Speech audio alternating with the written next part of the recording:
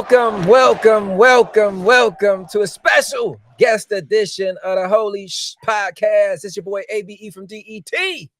I am the OCJ, Chuck Jordan. Chuck done jumped the line. That's not how we do it, but it's your boy Ryan T, the icon. We got a special guest in the building. Go ahead and introduce yourself, brother. What's good, y'all? Johnny P. You can call me John. You can call me Johnny, whatever you want. From Perez Periódico. I let him pronounce that because ain't no way in hell I was going to be able to do that. Perez, Puerto Rico. Right. If Minx was here, she'd have had it down packed, man. That's right. Espanol representado. I'm a little sad. Well, I'll be the representado today then. Okay. I'm a little sad I don't get to see the Minx Chuck Mayhem in person. Right. No one wants to see that live. Jeez. Yeah, it is definitely a sight to see with the two of them. But she's sick, man. She's getting over a flu that's been killing her for weeks now. Oh man, get well soon. He said no bueno. Right. No. And Ron, I jumped the line because I am live in the studio. Right. I should have did this satellite something, man. Minx is muy enfermo. Yeah. Oh, look at you go, Ron. Un poquito. Yeah. Un poquito. I that's more than just saying and do dad jokes. But can you tell the people about yourself and your podcast, John, and let them know a little something about you? Yeah. So I'm based out in Florida, and yeah, we do. I have a platform called Perez Periódico, and the podcast called Ringside with John and Kendra, and we talk about the things we like. We focus specifically on what we like about the things we like. You know, there's a lot of toxicity out there and a lot of just general BS that I think a lot of us get tired of. And there's a way to criticize and critique without, tearing the thing you like down and rage baiting. Right. So we like to focus on that, and the being that we're people of color in all of these various spaces, we also try to be just a visual representation. We don't spend all of our time, talking about the struggle, but right. Absolutely.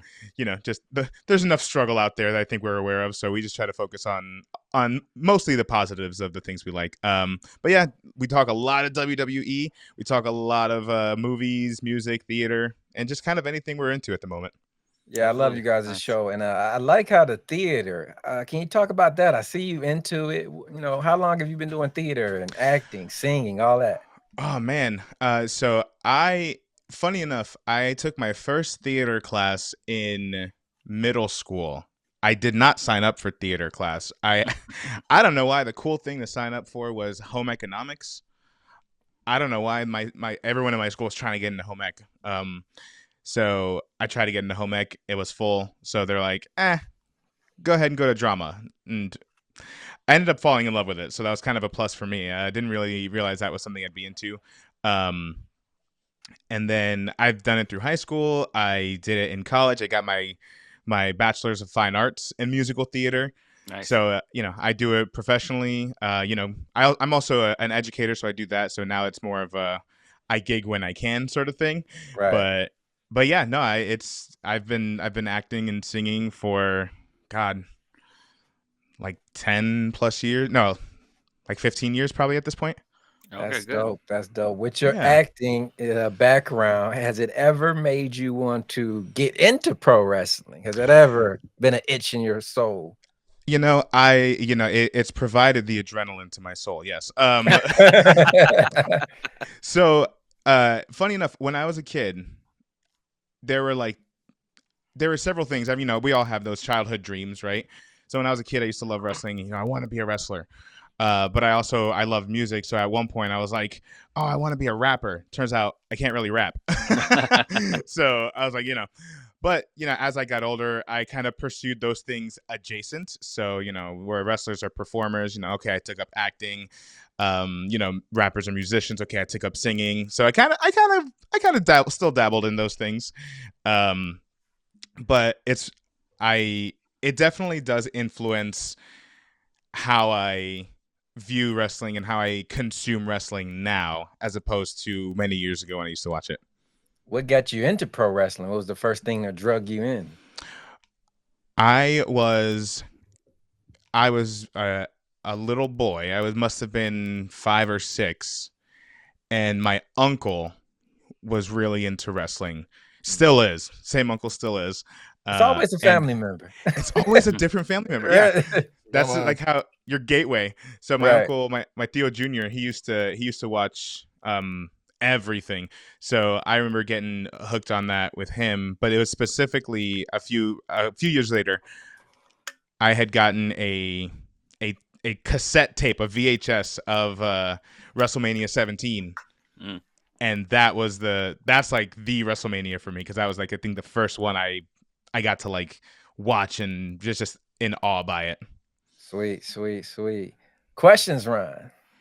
Well, one of my questions has something to do with the what is like one of your favorite moments as a kid watching professional wrestling? Something that happened that really just stands out. The My Way promo. My way or the highway. Oh yeah.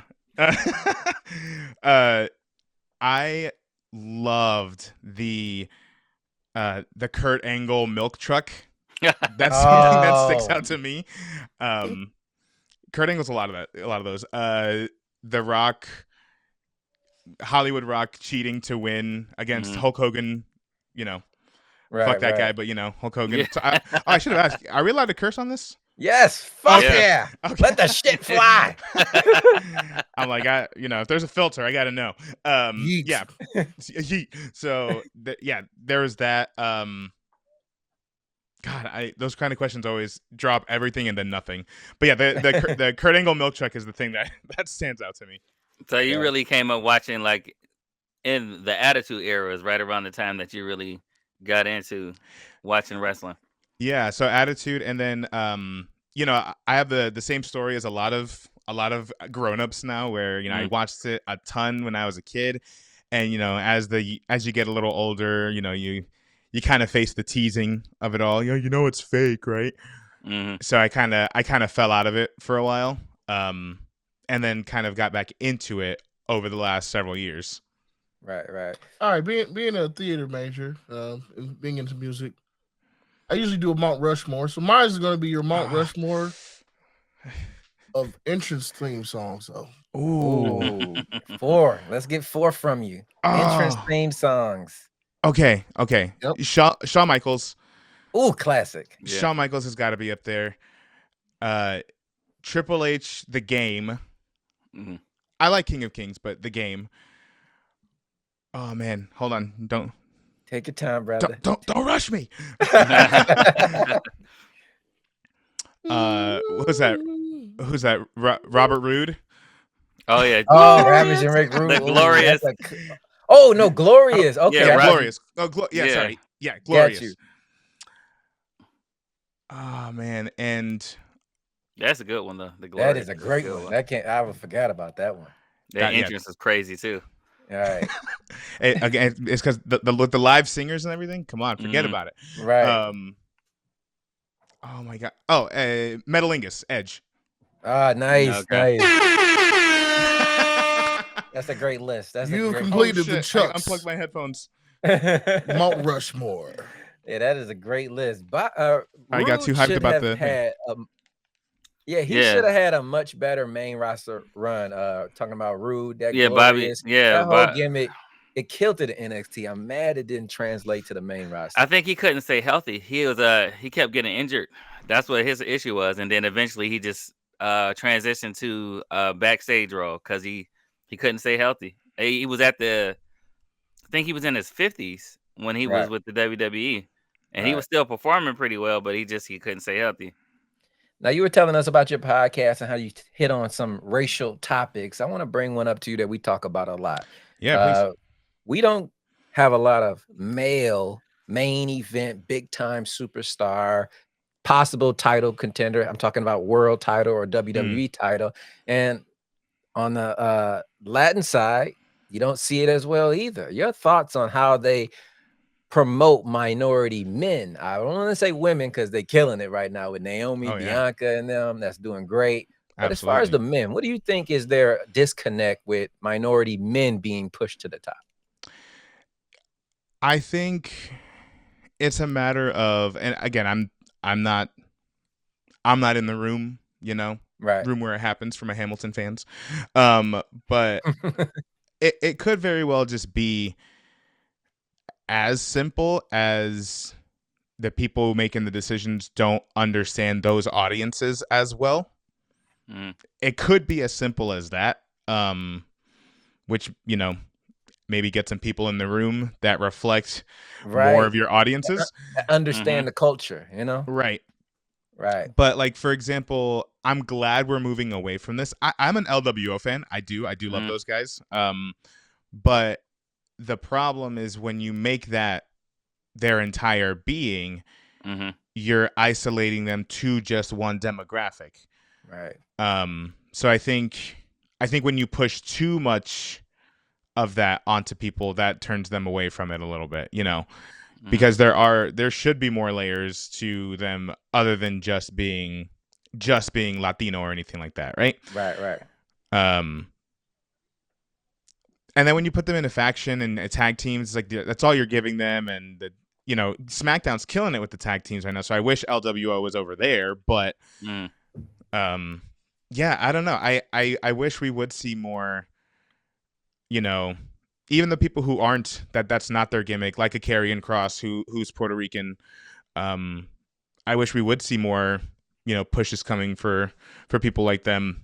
Right. I did not know that about Karrion Kross. Oh yeah, he's New Yorican. He's a Puerto Rican from New York.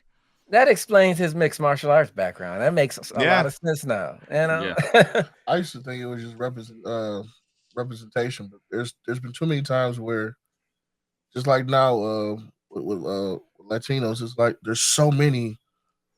You can't just say, "Oh, we don't have enough." Like, no, you got a bunch. Right. You're just not pushing them. Great ones too. Expect Phoenix is on the way. What the hell? Yeah. So I hope we see that change. But I know we've been waiting for Montez Ford. I know that's one that's been popular for the people have been asking for a solos push for a long time. Right. Yeah, I don't know. I just don't. I want to disconnect because I don't think it's a racial thing. I think it's what you and me are saying. It's just the writers. They may be a little old. They don't understand hip hop. They don't understand the culture. They don't understand, how people talk minority wise. Right. But I will give them credit. Help is on the way. They got Ray Phoenix coming, NXT. You got Obafemi, Trick Williams. You got what's his name? The flippity guy. Javon Evans. So you got a lot of representation on the way. This is not a racial issue. I just wish that they would get better writers who understand the culture. That's what I was saying for us. I used to believe it was you need more of us in the room, but it's like we had Bobby Lashley's and a bunch of them they just didn't utilize them. Now it's like, all right, there's not many of us, but as far as the Latinos, it's like you can go for like about 15 of them, and they're just not really being utilized. It's like what is the Royal Rumble? The damn near the first 10 was Latinos. It's like, oh yeah, I always felt like where are they? Why are they not getting pushed?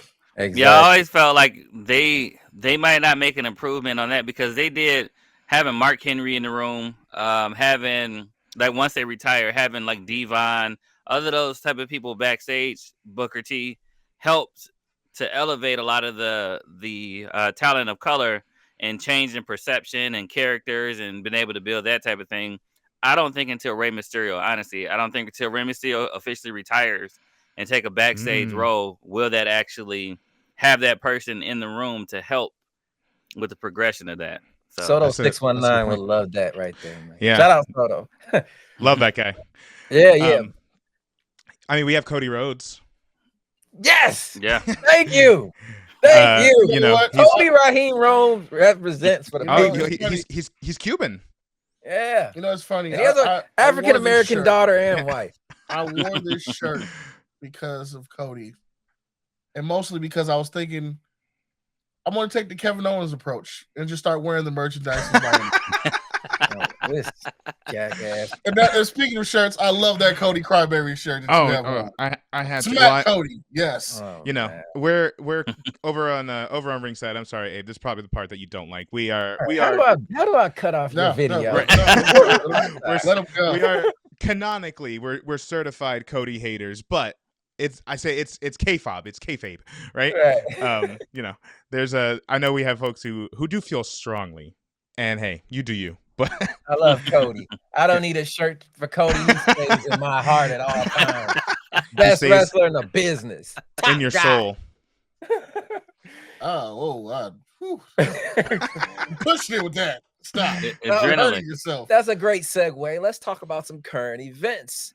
Your feeling on the John Cena heel turn, him and Cody, just the whole thing, everything that's been going on, the face-to-face interviews overseas. Your thoughts on the main event, which is clearly the main event for night 2, Cody Rhodes versus John Cena for the WWE title. I love it. I know some people are not practicing the art of patience. And we're wanting the craziness to pop off every week. I think the closer we get, we will see more of that. But I'm digging it. I think it's so much fun to see. I like this approach that it's not simply just, it's like a new take on I'm gonna blame the fans, but there's this big 20-25 year history behind it, and incorporating all of that, I think it's very, very fun and a super interesting approach to take. We didn't give him a cool new look or a cool new theme song. It's just more of the same, and I'm really enjoying it. Definitely. All right. Let's get to the real business. Oh, Forget Cody. Oh my God. Even though I think Cody sold his soul. We'll talk about that later. Let's talk about what everyone really wants to talk about. Excuse me, sir. Let's talk about the Samoan family, huh? And this triple threat with You got your own armrest. Why are you on mine? we want to talk about CM Punk, Seth Rollins, and the great one, Roman Reigns. Oh yeah. Wrong figure. There you go. How What do you think about it? the triple threat? so Take it over main event for the. oh man, I think what a crazy time in wrestling that we live in. I was just watching part of your podcast earlier, and you guys were talking about how the Royal Rumble winners aren't main eventing either night of WrestleMania, and I think it's so crazy that we are currently just in this weird, amazing little time in WWE where there are so many people with like main eventer potential that you just can't have them all in the main event. Yep. And I mean, if I'm Triple H, that's a great problem to have, that I could really just put whoever. But I mean, if you have CM Punk and Roman Reigns and Seth Rollins all there, all healthy at the same time, and there's an organic story between the three of them, why the hell not? Why not put them in the main event? Right. I've appreciated that storyline, man. It's been long term, and going through one, you get Seth and CM Punk, you got Roman and Seth, then you got Roman and CM Punk, and they all intertwine like some Marvel multiverse, Well, and then you throw Paul Heyman in there too. Yeah. That relationship. And that's what made this year's Royal Rumble, for me at least, that's what made it so interesting. This was a hard one to predict. I certainly, as much as I like him, I didn't predict Jey Uso winning. I didn't even have him in my top 5 people of I thought were going to win. But it was just like all these names that, Drew McIntyre, Damian Priest, and Seth Rollins, and CM Punk, and Roman Reigns, and LA. It's like all these people have stories that intertwine with each other. That it kind of did feel like a Marvel multiverse mashup, and that's what made that Royal Rumble so interesting. At least on the men's side, was that you could really go in any direction and you'll have a story that makes sense, which I think is a really cool. Even the Damian Priest, Drew McIntyre stuff right now. Not to pivot from the Bloodline and Samoan Dynasty, but but even their story is organic. Yeah, it is. It is definitely. I was going to pivot here. Ghetto. We're going to go right there since we're talking about the Royal Rumble. Ray and Penta facing off, and then Penta in this with Ray's son for the title. Dominic. Yeah, That's Not official yet. That's a top guy right there. That's the top guy. They're hinting towards what is it? Braun versus Penta versus Finn and Dominic. All four of them in a fatal four-way. Fatal four-way. I've seen it online that they're putting that's supposed to be for the IC title. I would love to see that, and I honestly, I'm curious if they go that approach, if Dom wins by mistake. I see Dom. If they do that, I can see that. Dom winning, pinning Finn. Oh, yeah. A classic Finn pin. Breaker stays strong, Penta stays strong, and it builds up the tension of the Judgment Day because now Dom has something over his shoulder, and Finn is going to be pissed. And I got a little more icing to put on that cake. When Dom wins, I think it will be the help of his new member, Ray Phoenix, who turns on his brother and joins Dom's Judgment Day. I see that coming. Whoa. I see that coming. Don't forget the story. He gave Chad Gable his car. The one that trained Chad Gable is Phoenix. You mean the one who trained L? Okay. Yeah, I was gonna say, I don't know. I don't know. From the Gulf of America. That's not Chad Gable. I don't know. Yeah, that's not. Yeah, that's Gable. That's right. El Grande Americano. Gracias. Gracias. How do you feel about that? Is that racial to you or not really? Well, I'm gonna start this by I don't speak for everybody. However, I can confidently say I think it's hilarious. Yeah. Great, thank you. I think it's so funny, and I think you'll have your folks out there that do feel a type of way about it, and that's they're entitled to that. I do think that a lot of other people who aren't Latino kind of get offended for us sometimes.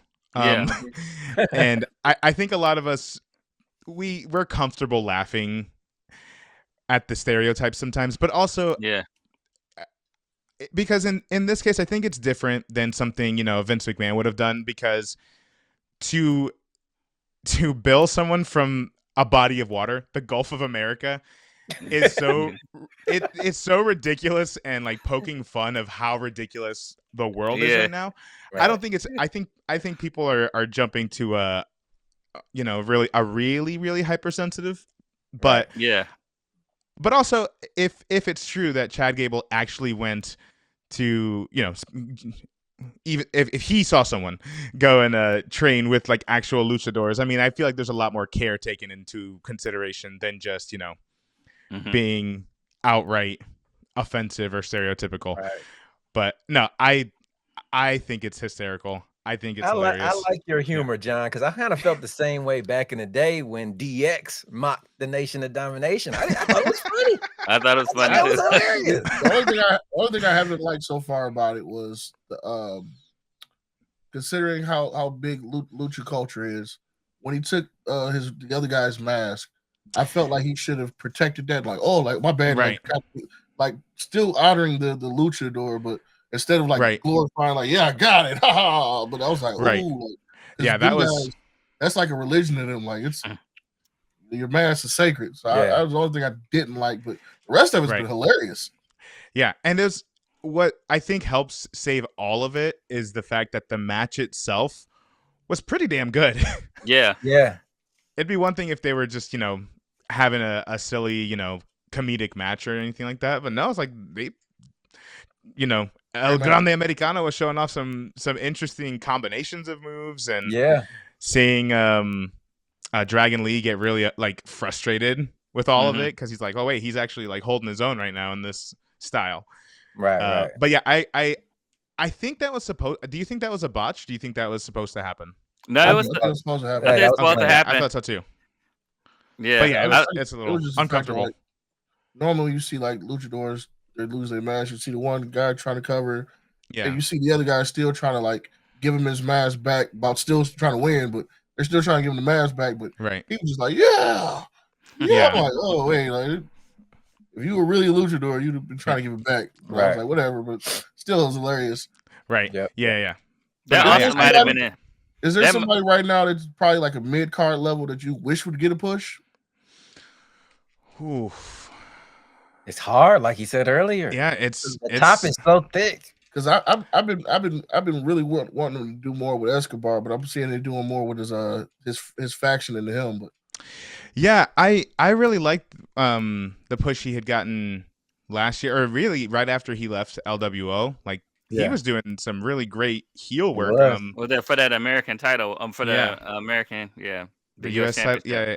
And I love that the Los Garzas have been getting more time. Honestly, this is gonna be whatever. I'm gonna own it. I know the Street Profits just won the titles. I'm already vying for a pretty deadly title run. Thank you. Thank you. Yes, boy. Listen, yes, boy. Those are my guys. Yes. Everything I love about musical theater is what I love about Pretty Deadly. Those guys are ripped straight out of Mamma Mia, and I love it, and they're hilarious. Yes. Yeah, they're funny. Yes, I love. I'm sorry, Chuck. I'm sorry. I feel like I've disappointed you. you are. Those guys work hard. I've been saying that to me, they're the children of Tyler Breeze and Fandango. And when I want, and I felt like I was before the time, because when I wanted them to get pushed, they just became like some little walk around taking pictures with fans type thing. I'm like, they're just walking around and they're with the security thing, and I'm like these guys are actually good. Put them in the ring. They're like, no, they're just the security. Right. They're jobbers. And now they want to push like they're juniors. I'm like, right. I'm over it now. When I was down for it, you didn't want to push them. Now you got a remake and want to put. I'm not with it. I can't. You'll be on board sooner than later. I can't. No, boy. Go ahead, Ron. What you saying, Ron? So we were talking about certain people getting the push. They're doing a pretty good job with the mid card right now on the men's side. Yeah. Outside of NXT, it seems like the women's division, except for maybe a few women, are really having a hard time getting the push, especially on. Looks like a lot on Monday Night Raw. There's not a lot of push for women. What do you think that they could do differently? And who should they be trying to get more in the spotlight? This one's rough too, because I feel like all of the real strong mid carders are on SmackDown right now for women. Yeah. Because I mean, Michin crushing it. Absolutely crushing it over this entire year so far. I know we're only about 4 months in, but she's, even since last year, she's been crushing it. Chelsea Green, the one president I actually acknowledge. That's my president. She is crushing it as well. She is absolutely fantastic as your longest reigning U.S. Women's champ. But yeah, I feel like the women's division on Raw, you really have struggling. You have a lot of heavy hitters. You have, you have Rhea Ripley, you have Liv Morgan and Raquel, who are, busy with the women's tag championships. But yeah, I feel like they're I don't know. I also think it's that they haven't had these women's mid-card titles for very long. So I don't think the main roster knows what to do with them. I feel like NXT's had them for a hot minute. So they have a better idea of how to utilize it. But do you think that bringing up a lot of the talent from NXT and making sure that they go to Raw will probably be like the best bet? Don't send them to purgatory, please. Don't. God, no. Well, I liked Kiana James over at NXT, and then they did nothing with her until she got injured. Kiana James reference. Yeah, she got injured. Yeah, on a house show. Bring back Kiana James. Yeah, she got injured, and no one even saw it. The brick in the bag, it's hilarious. But honestly, I think she would probably be a more interesting. And I love Lyra Valkyria. I think she's a great performer. Here we go. Stop it, bird girl. Stop it, please. I think she's a great performer, but she doesn't have a rival. right now. Right. So I think Kiana James would have worked perfectly for that I think the situation. problem Yeah. for Raw is most of their females are in factions. Hmm. Yeah. Ivy now is the female pit bull, but She's in a she's faction. she's no then what's the tall one, the skinny one? With Otis. Oh Maxine. yeah, Maxine.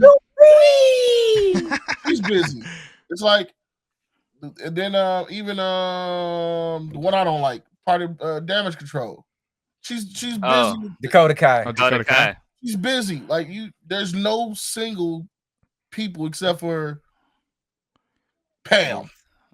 You know what? Bailey. I'm gonna actually I do like Dakota Kai, Me but too. when I think Damage Control is a faction you could pull any one of them. Well, maybe except for EO right now, but any one of them right now would actually be a really good person to put into that mid card scene to just elevate the Yeah. titles. I think Kyrie Mhm. or Asuka who I think is going to return sooner rather than later because she's. I don't know if y'all follow her on social media, but she's posting Yeah. all sorts of weird stuff right now. I'm thinking she's coming back soon. Definitely, definitely. That's But I one. think- That's yeah. one person I would definitely vote for to take the title from Lyra is Asuka. I Yeah. think building up a strong feud or something with them and having Asuka take the title and elevate it would be good for the Intercontinental title. I Yeah. would vote for the greeter at my local Walmart to take it from Lyra. Anyone Damn. over her. Damn. I was hoping they was gonna push my girl to take it from her, but they put her back in NXT. But Roxanne I thought we should have just took it. Yeah. I was like, just I give it think to Roxanne. I think she'll be up after Mania more heavy. I think heavy. Yeah. after Well, Mania. I thought she was gonna get. I'm with you, Chuck. I thought she was gonna get the Tiffany push right after Mania and Elimination Chamber because that's the exact template they used for Tiffany last year before they just moved her up. Right. Having Roxanne, and listen, I'm here for the Perez supremacy. I gotta be. It's obligated. Yeah, I thought they were gonna push her to the moon right away. Family business. Family That's business, right? And that's a great segue you talking about, Tiffy. Can we talk about Charlotte Flair versus Tiffany Stratton, the queen versus the princess, and your take on that match? Man, I'm gonna answer your question with a question. I really liked their segment, their interview segment. I think Charlotte works a lot better when she's not confronted by an audience. I think the audiences, and I don't know anything about anything, but I feel like they really throw her off her game sometimes. Yeah, they hijack the show. They hijack the show. And I thought separating them from the ring and giving them some time to actually talk. I don't know. I was kind of into Charlotte. Yeah. Really cutting her, like not giving Tiffy the time to talk or think. I'm like, oh man, what an asshole. That's awesome. Yeah. Right. Is Charlotte the greatest female wrestler of all time? Is she number one? I think she's up there. Yeah. I think you have people who hate on Charlotte, and then you have people who accept the truth. Right. That you can hate her all you want, but like, I just don't understand how we can hate someone so much, and in the same breath say, "Oh, she had one of the best WrestleMania matches with Rhea Ripley." Like, right. The performances are there. Like, I get that people might get inundated and oversaturated with her, but I would say she's up there. She's up there for sure. I think for me, I think for me, I'm in the boat of I'm hating on Charlotte. I'm hating on Charlotte. Oh, okay. But I do know the truth. It was like I hated Michael Jordan when he played. I couldn't stand Michael Jordan. But after he retired, I'm like, yeah, he was right. Yeah, that's how I feel about LeBron. I was like, Jordan the best. And like the last 3-4 years, I'm like, you know what? Yeah. LeBron's the best. Jordan's still the best. No, he's not. No, he's not. He's definitely not. Kobe's the best. The reason I say this, he did a lot more with less time. LeBron is like what? I don't want to make this a basketball thing. This can get out of hand. LeBron's the best. Okay. Let's get back to wrestling. But for me, I personally, I understand he's an old man and may not be able to travel as much. But when he was managing Charlotte, I thought she was on her A game when Ric Flair was out with him. Was coming out with her. Because then it was like oh, it's nepotism, and he would take all the dodge for like, yeah, because she's my fucking kid. It's like you couldn't say nothing to her because you love Ric Flair, and he would Right. take all the negative energy and just flip it. And I remember people like would literally ask him in interviews, "What do you feel about nepotism?" He was like, "Of course she has nepotism. She's my fucking kid." I'm like, "You're right, You're right. you're right." 1,000%. And it allowed her just to get in the ring and wrestle. And I just hated that they pulled them apart. But I was like, I loved when they came out together. Plus, you can see how proud he was to watch her. Even when she lost, he went over and picked her up. Was like, let's go. Definitely. Got to get the title back. Come on. Yep. We were talking earlier about what a coincidence it is that no Royal Rumble winner is in the main event. Well, there's a guy who calls himself Main Event Jey Uso, and he's not in the main event. But your thoughts on the feud with him and Gunther and why it isn't resonate enough for him to actually be in the main event? I know they got the triple threat that's just dominant, but it almost feels like we're forgetting about that feud because everything else is so hot. But your take on Gunther versus Jey Uso? Okay. You guys ready you guys cool if I put on my aluminum cap? Go right ahead, sir. Okay. I very well may be wrong, but I think that, well, to answer your question, I think Jey Uso, I think it's a loud minority that people don't like Jey Uso. I mean, clearly when you see him on TV or when you see him in person, like everyone is all about it. But I also think that it's not hitting as much because maybe it is just a catapult to this next level a bit quickly for him. Again, I can't speak for him as a performer, but I know it's like, you're going from, minor roles to A-list leading roles real quick, right? So I think that could be part of it. Although I really liked this last week how they've started interjecting that into the storyline. I think that's just going to make it more relatable and more interesting. Him tripping over the ropes or slipping, literally. I think will make it more relatable for people. And it's like, yeah, his brother telling him, you've been off your freaking game. You need to like get back to basics. But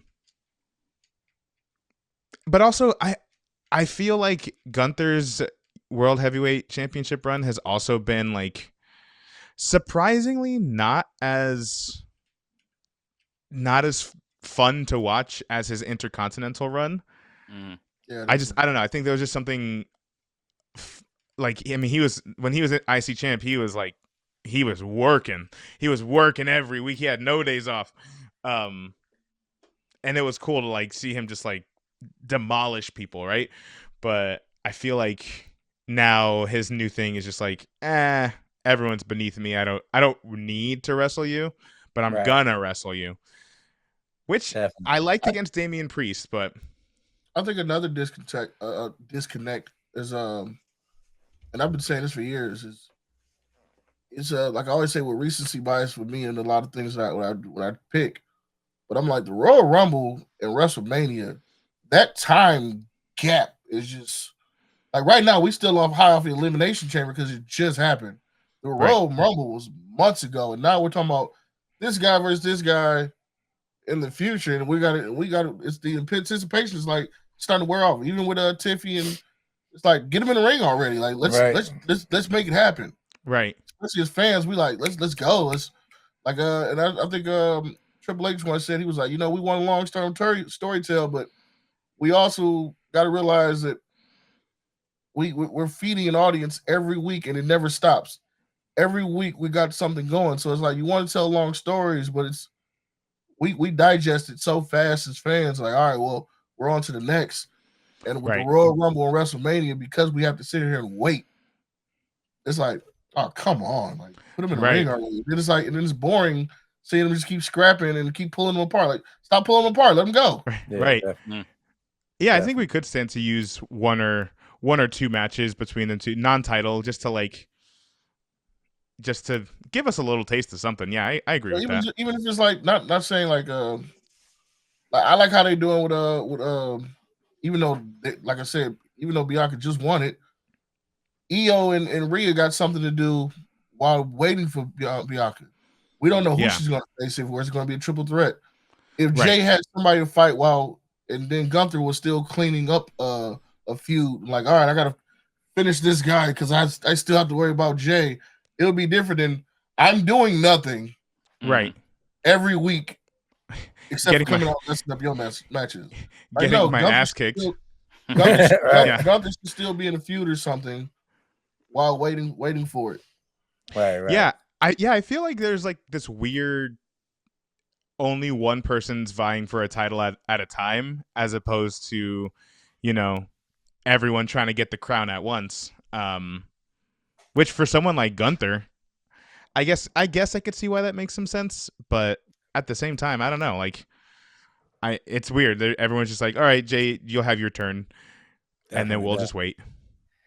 Ron, you got any questions before we get to some fun and games? Yeah. So, I got one about what's the WWE thing with Jey Uso, and another one about your other podcast. So, okay. So one is, how much of this turnaround do you think is Paul Heyman, because he really had his hands in control of anything to do with Bloodline, and him stepping in and kind of taking the follies and stuff that Jey Uso and the doubts and turning it into a storyline? How much do you think that it's Jey Uso, or how much do you think that's actually Paul Heyman stepping in? Ooh, well, this is where my aluminum foil cap comes in. I think eventually we're gonna get to a point where we revisit, and whether, again, I could be wrong, we revisit Jay and Roman for the World Heavyweight title based on what's happening right now. Because in what could have been Jey Uso's main event, who's there to be the main event but big cousin Big Dog Roman Reigns, the selfish bastard himself. I could see that being used to add fuel to the fire, and if Roman wants to add, according to his own standards, some validity, some weight to the heavyweight title, and if Jay's presumably champ, I could see that being a thing, and I could see, Paul Heyman having a hand in continuing to swerve us on what we think could be the end of the bloodline. Not only that, but Jay has been getting in the best shape of his life. And Gunther is that quintessential heel. Like, I overcame that. The only other heel is Roman. You're right. Right. So your second question, Ryan. And my second question is, you have another podcast called John/John. Yeah. And it's about horror movies. So with the genre of horror, I know there is tons of different subgenres, but what is your favorite or go-to genre in horror? Well, so the premise of John/John is that my buddy John loves horror movies, and I don't. I can tell you what I don't like. I don't like the Halloween movies, the Halloween franchise.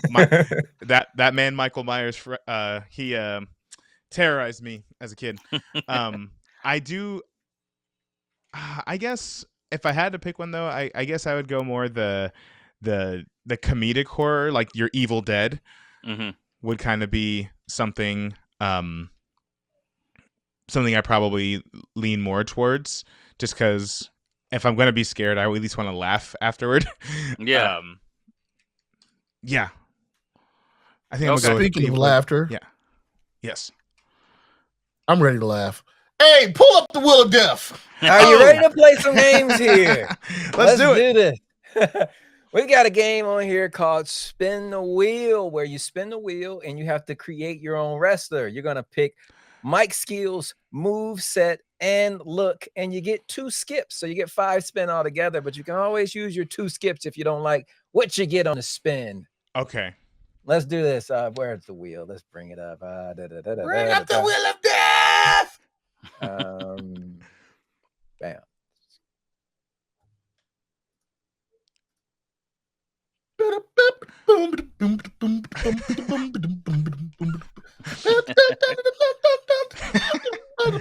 all these musicians here, and we don't have music. You guys got to make some music. It'll be in there in the post credits. There you go. All right, we're gonna give it the first spin here for name or create your wrestler, and your first wrestler is Razor Ramon. Oh. Would you like his look, mic skills, or moveset? Ooh, I'm gonna Where's go Skip? look. I'm gonna go Wow, look. that is a good look. That is a good look. Razor Ramon is his look. Let's go with spin number 2. Oozing with machismo. Oozing with machismo. number Hey, yo. 2 spin is Ethan Page. Ooh. Would you like his mic skills or moveset? This is an egotistical bastard. I do like his mic skills, but Or you can skip. You got 2 skips. And so if I skip, I'm allowed to use that. Well, I would just skip. Up. No, that guy's gone. Now you got to use your last 3 spins to get them. Oh shit. Okay. I do like Ethan Page. I'm gonna take a chance though. I'm gonna skip. Let's He skip said it. skip. He's going Skip. And we ain't talking about skip day. Let's did skip hurt. it. It did hurt. Spin number 3. We are going with, oh my God, Roman Reigns. Would you like his moveset or his mic skills? I'm going mic skills. I'm going mic skills. Man, this is a stallion. Man of few here. words. Man of few words, but you know what? When he speaks, you listen.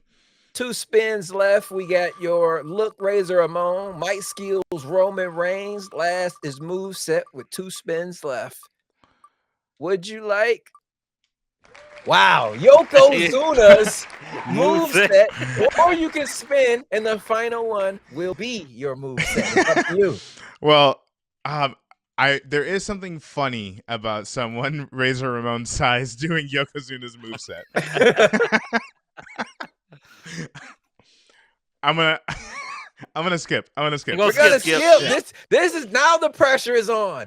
Now it is on. We have the look of Razor Ramon. We have the moveset. No, the mic skills of Roman. Moveset is gonna be Jay. Okay, yeah, there we go. McDonough. I'm not mad at it. I'm not mad at it. That is a decent wrestler. Looks like Razor. Talks like Roman. Moveset like JD. Throws that head around, pause. Yeah. Oh man, that is great. And puncture his lungs. That's it. And puncture his lungs. Yeah. All right, let's get rid of that. Boop, boop. Remove. And we're back.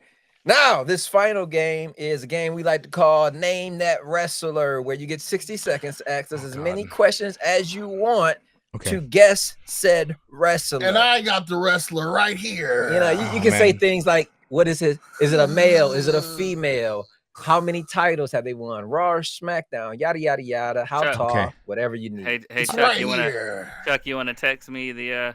No, Ron. No, it's right here. It's right in here, Oh my Ron. God. I've never been. Ron, look at me. It's right here. I get to be a spectator then. I've performed in in front of hundreds of people, and this is the most stressful thing I can imagine right now. Ron, it's right here. Do you see it? I just text you, Ron. Ron, okay. Do you see it? All right. 60 seconds on the clock to name that wrestler. Ask as many questions as you can. Starting now. Male or female? Male. Wrestling currently or retired? Currently. Raw or SmackDown? SmackDown, but he floats wherever the hell he wants. Okay. Tag team? No tag team. He's been in a tag team, a former tag team champ. I'll let you know that. Ooh, and he floats wherever he wants. Current champion. Yeah. He is a current champion. Ooh, current world champion. This may give it away. He is a current world champion. Cody Rhodes. There you go. Out the curtain lights go up, I'm home. I had to do it. That was for that shitty shirt you had on. I picked him on purpose. So hey, we got to get you some confetti one time, just when you go, whoa! It'll be there. Boom, Post confetti. credit. Imagine it. I'm putting Listen, confetti in it. Anytime I go to a show and Cody Rhodes comes out, I do still do. I drop my haterisms for a second and I partake in the fun. I love the theme song. I've been saying this from the get go. Like I was like, the song hits. He had The the song same hits. song on the Indies, didn't he? He sometimes sucks, but the song hits. Yeah, definitely. But I've been eyeing that title behind you, and I don't know if you see that. Oh I got one behind me. Big goal. Title. Hey, I'm ready when you are. Oh, let's do it. I hear you guys Mine are. line, put yours on the line. There's an indie wrestling promotion now out near where I live too. So whatever we're doing. But John, we appreciate you being on, man. Hopefully this is the first of many, man. But before you get out of here, can you tell the people how to reach you, brother? Yes, it's at Perez Periódico on all socials. I don't know how long TikTok's going to be around, but but anywhere else you can find us there. You can find us wherever you stream your podcasts, Spotify, Apple Podcasts, Amazon, iHeart, all that jazz. We're also on YouTube. All of our podcast episodes is a video podcast. You can go check us out there. You can also watch the occasional live stream we do. We do a live stream every month for the upcoming WWE PLEs called Pre-Per-View, where we chat with the people watching, the viewers. We make predictions and generally just chop it up. Just whenever. Most times we're talking about wrestling. Most times we're also talking about like Marvel movies or whatever else. As you see, I got all my stuff behind me. What you see is what you get. But yeah, at Perez Periódico on all platforms. Fun fact. I'm taking from him because he told us in pre-recording. Oh. That means the news. I forgot how he broke it down. Periódico, yeah. It means newspaper. Yeah. Newspaper. But before you get out of here, man, we just want to give you your roses real quick, man. We've been fans of your podcast and your platform for a while. Sometimes the IWC gets a lot of hate for being negative. We like to not look at the negativity. Actually think of it like a ghost. It doesn't exist and it'll disappear. And just the energy that you guys have on your show every single week is consistent. That is what draws us to other content creators, is just energy, being positive, putting positive things out there. I know we joke a little harsh on our show, but it's always just from humor, joking, and we just want to spread love and just revitalize this community. When we get into it, they were like, "You're crazy. You're not going to make any money." No, we're here to build the community, and we're all going to make money together one day. So we appreciate you, brother. Thank you. I appreciate y'all. I just hit him with the old New Day. Right. No, yeah. I also hope this is the. I look forward to the next time I'm invited. Anytime you guys need something, let me know. And likewise, I love you guys' content. I love the fun you have. Again, not that I like to bring this up every single time, but I also want to stress the importance of, just especially in a space like this, just BIPOC creators and BIPOC fans, just enjoying the things they enjoy unapologetically, staying true to who they are. That's kind of what it's all about, What it's all about, brother. Spreading love in the IWC. Now, my boys right here, listen, y'all let me know when we're going to do the karaoke episode. Okay? Oh, it's time to go. Next to you. The fat lady hasn't sing, but the fat man has. It's over. The show's over. Much love, you guys. But till next time, it's your boy ABE from DET. It's your boy Ron T, the Icon. Ron cut me off. Ron cut me off. I am the OCJ, Chuck Jordan. And I've been Johnny P. Peace. Peace. Media.